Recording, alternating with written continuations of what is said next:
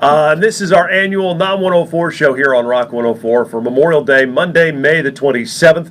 And, we have a lot of fun doing this show each and every year. We get your requests in and we clown around a little bit, play some audio clips and such. But the real reason behind this show every year and why it's on Memorial Day is so that we can honor those who have, for lack of a better term, paid the ultimate price, and so we can do this the other 364 days out of the year, and so we have a couple of real life heroes with us here, and I'm going to throw everybody who wears a uniform into this category, because to me y'all are heroes, and so we have first of all Staff Sergeant John Healy, and he is with us here this morning as well. Sergeant, thank you for coming in. Thank you, Tom. It's always a pleasure. And the other microphone would be Colonel Jack Vantress from both of them, the 177 at Camp Shelby. Colonel, thank you for coming in this morning. Hey, our pleasure, and thanks for having us up here. No kidding. I know we visited on the phone before, most notably from Kuwait. You were in Kuwait, I wasn't. That's right. I wouldn't even know how to get to Kuwait, let alone, I'd be lucky if I could pick it out on a map, but barely. And that's only because of events that happened after 9/11. That's the only reason I know where Kuwait really is. But again, thank you, and thank you for your service, and for everybody at Camp Shelby, and not just Shelby, but any of the branches, and we'll throw, Army, obviously, Air Force, Navy, Marine Corps, the Coast Guard, the Merchant Marines, anybody you want to throw into that. I'll even throw first responders, police, fire. Thank you so much for what you do.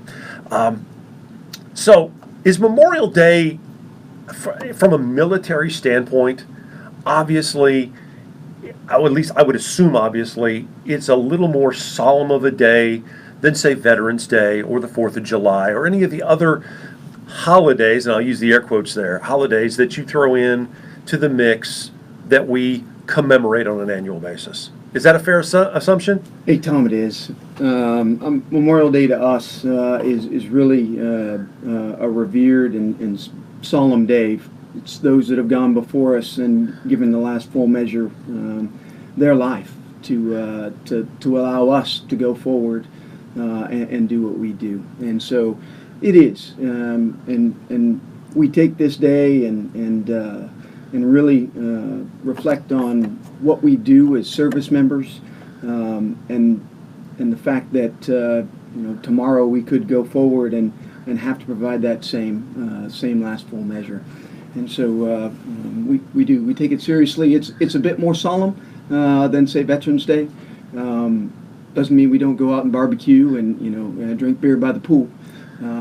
But we just we love to remember those that have gone before us. And you were telling me off the air, and I'm going to allow you to do this here, because if there ever were a day where this is befitting, this is the day. And I know there are numerous commemorations going on all across, not just Hattiesburg, Laurel, the Pine Belt, in the state of Mississippi, but the entire country, where you stop and you do remember those. And you have a few, too many actually, that you stop and you think about on this day. And I want to allow you to do that here, because this is the day for that. And first of all, the story behind how this came about.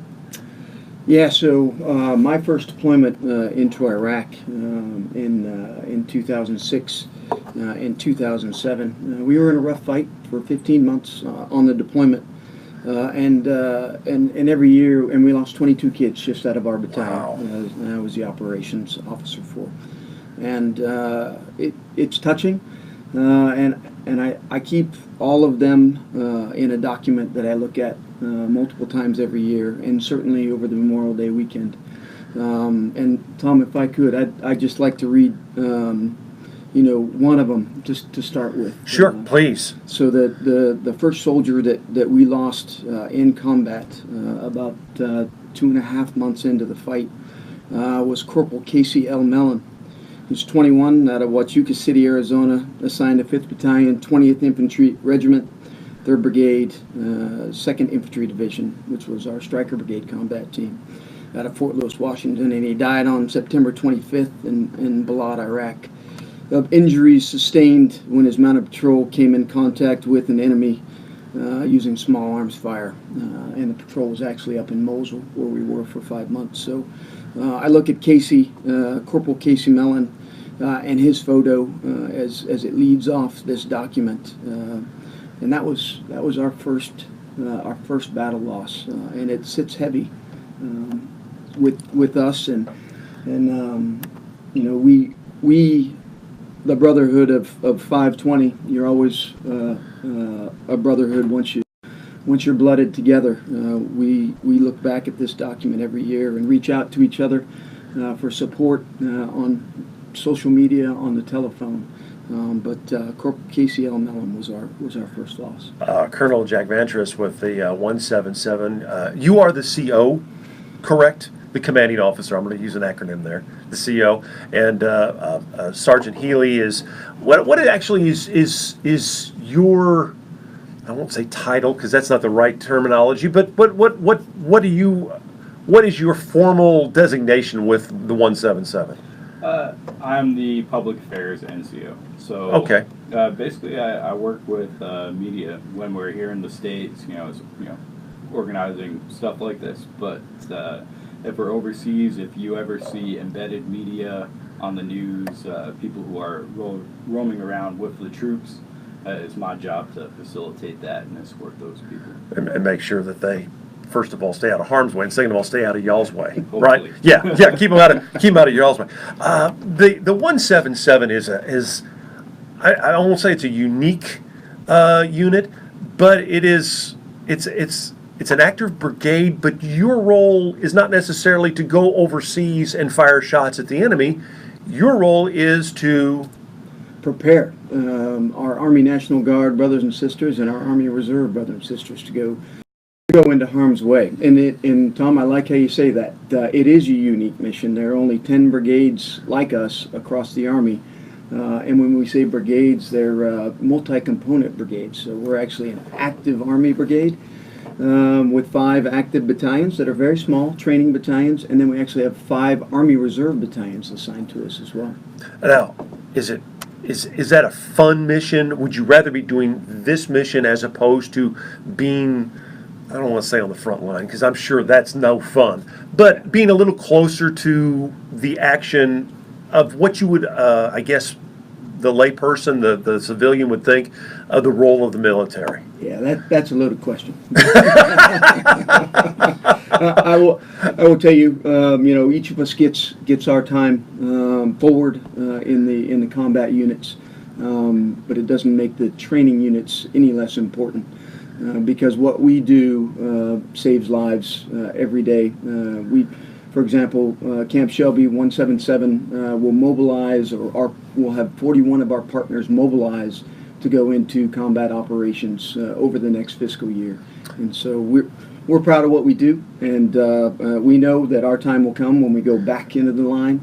But for now, we are more than satisfied and enjoy, frankly, training those that go forward. So is this a rotational thing for these brigades to be training for a while, and then you go and actually, as you say, be more or less on the front line, or at least closer to the action? Yeah. So the Army, we never stay in one place very long. And right. So, right. I think the longest I've stayed in one spot was 4 years, which is odd, and that was at Fort Irwin, California.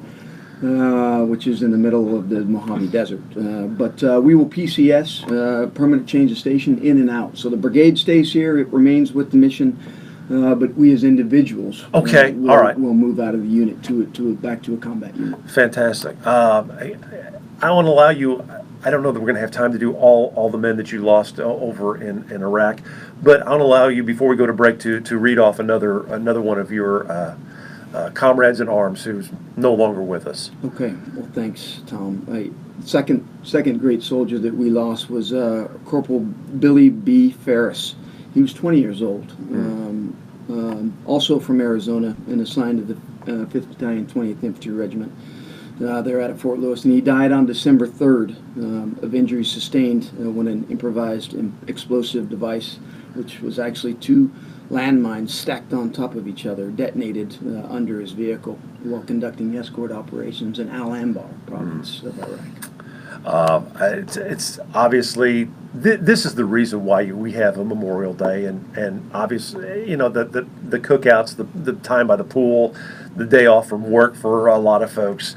That's just secondary. This is the real reason why we honor, and I don't want to say celebrate because that's not the right word either. So, but commemorate and observe.